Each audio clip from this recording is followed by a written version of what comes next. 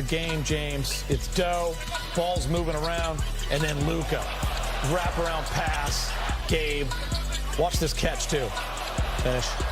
Yeah, it started with Dorian Smith neglecting to take the shot and driving into the paint, collapsing the defense. One extra pass to Luka, then Luka with the one extra pass to Gabe, who was hot tonight, 6-13 from behind the arc. New suit? Okay. 20 points and 9 assists for Luka. He's speaking with Mike in the media. Hey, Luka, first of all, it looked like you fell a couple times on that elbow. How's that feeling? Terrible. Terrible. Yeah, but fine in 2 days. Okay. JJ mentioned clearly, Houston was kind of selling out to prevent the lob to Jackson, certain things with you getting downhill, or LeBron and Austin. Did you feel like the patience to get the ball to Dorian, get the ball to Gabe, kind of to your shooters, is that just how you have to play in that situation? Yeah, definitely. Just do what the defense give you. They got to give you something at some point. So just, once we saw they're doing that, we're just telling those guys to shoot. And just, I know you have the confidence from Dorian, going back for years now. Okay, well, fair enough. Your banter aside, with that level, and then how do you feel also just with Gabe and your other teammates now, and how comfortable are you with the rest of the roster as well? Great, very comfortable. As you saw today we fought really hard. It was a very physical game. And we got to play like this every game. If we play like this on the defensive end, on offense, we didn't do much outside Gabe and Dodo, but we share the ball. We're playing forward with pace, and we just got to play like that. You like giving Dorian a hard time. You guys go back a ways as teammates, but what's it like trying to get him to shoot as many times as he did tonight? Do you have to encourage him some? And JJ was telling us that the looks he's getting are probably as good as the look you're going to get on the team. Do you have to kind of keep reminding him that please keep shooting? No, I just told him today, if you don't want to shoot it, I'll shoot it. Honestly, you can ask him.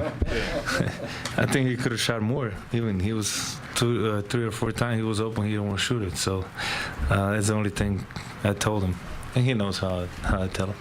Do you recognize, though, his maybe reluctance to do that, considering, there is you and LeBron and Austin, like really talented offensive players, and he plays a team style of brand of basketball, like that you understand the why he maybe is not just looking to gun?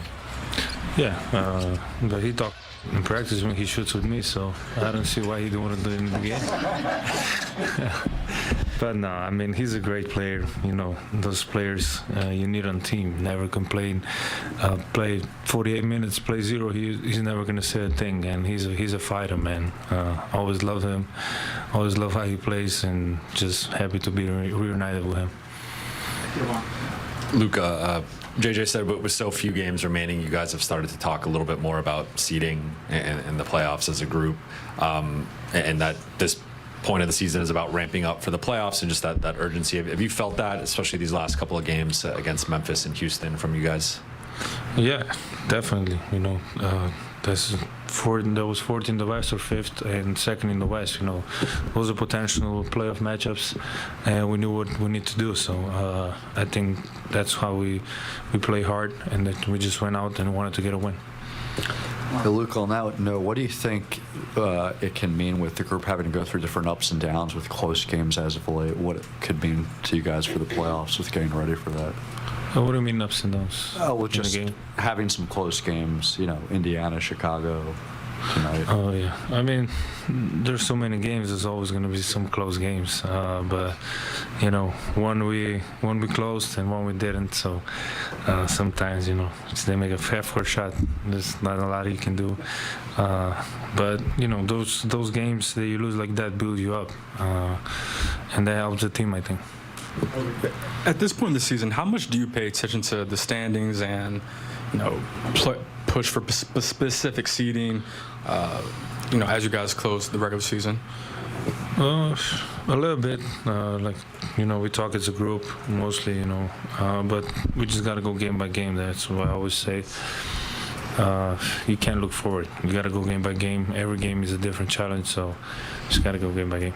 Hey, Luka. We see you cracking jokes, and the chemistry is definitely there on the court. Over the last couple of weeks / month and a half, how has your guys' chemistry grown off the court, especially over all these last couple of road trips? Well, we didn't do even dinner yet. We had so many games, so we didn't have time for that.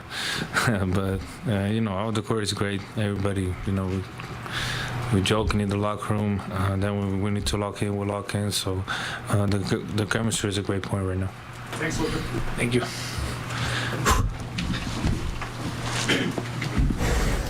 LeBron James in the Spectrum. Tonight's game against the Rockets is the first of 3 in a row at home. Thursday, the Warriors are here, followed by the Pelicans on Friday. Then it's a rare start to a 3-game road trip with 2 games in OKC. Sunday at 12:30, then on Tuesday. All right, let's bring in Allie Clifton live at Crypto.com Arena. Hi, Allie. Hey guys, as you know, one thing is for sure, there's nothing like being back at home, as you can imagine, coming off that 4-game road trip. The Lakers taking an opportunity yesterday to rest and relax a little bit, reset before diving into this matchup with the Rockets tonight. However, leave it to the organization and JJ Redick. Check this out. They had other plans because yesterday the Lakers and JJ hosted 60 youngsters from Pacific Palisades, Altadena and Pasadena for a private basketball clinic at the UCLA Health Training Center. These are families, guys, that were directly affected by the recent wildfires, and JJ launched the LA Strong Sports Foundation, focused on rebuilding facilities and sports programs in these areas impacted by the fires. Take a listen. I would describe it as joyful. Our community staff from the Lakers did a great job, along with Kylie, who works on our staff, of planning that event. Lisa, who runs our building over there. Everything was just top notch. It made it very easy on the families and the kids. My coaching staff was very engaged, energetic, and I think we were all just like grateful to give a little bit of joy to some kids. Every single person that was there, I think we had 65 kids there, lost something in the fires, both in the Eaton fire and the Palisades fire. So it was just a moment of joy, and I felt that leading it, so it was good. Another moment that you can't say enough about this organization and JJ Redick himself. Guys, I do know that JJ and his team put a lot of time into bringing this foundation to life. In fact, if you want to be a part, if you want to reach out and do what you can, I encourage you all to go to lastrongsports.org to learn more. Again, just another moment as we're all here talking about sports, winning and losing, and just this playoff push and this stretch run of the NBA season. JJ and the Lakers taking a moment to remind us of all perspective and what matters most, guys. Yeah, it really does put it into perspective, and appreciate you sharing that. That was really good work, Allie, and powerful stuff. Guys, JJ and his family very invested in this community. He played here as a Clipper, and since he returned as the Lakers head coach, lived in the Palisades. Kids played at the Pali Rec Center. JJ obviously showing how invested he is. Yeah, know it well. Lived up there in the early 90s, survived the Topanga fire. But know all those areas, the rec center, everywhere he's talking about. So, yeah, it's always good to reconnect and, let especially young people know that, there's hope and we got your back. And, we're going to get through this together. As you know, Steve Kerr, also a Pali guy. His mother, lost her house that they lived in for all his life. So this is really good to see, Coach Redick and Coach Kerr, realizing the need to give back to that community in particular.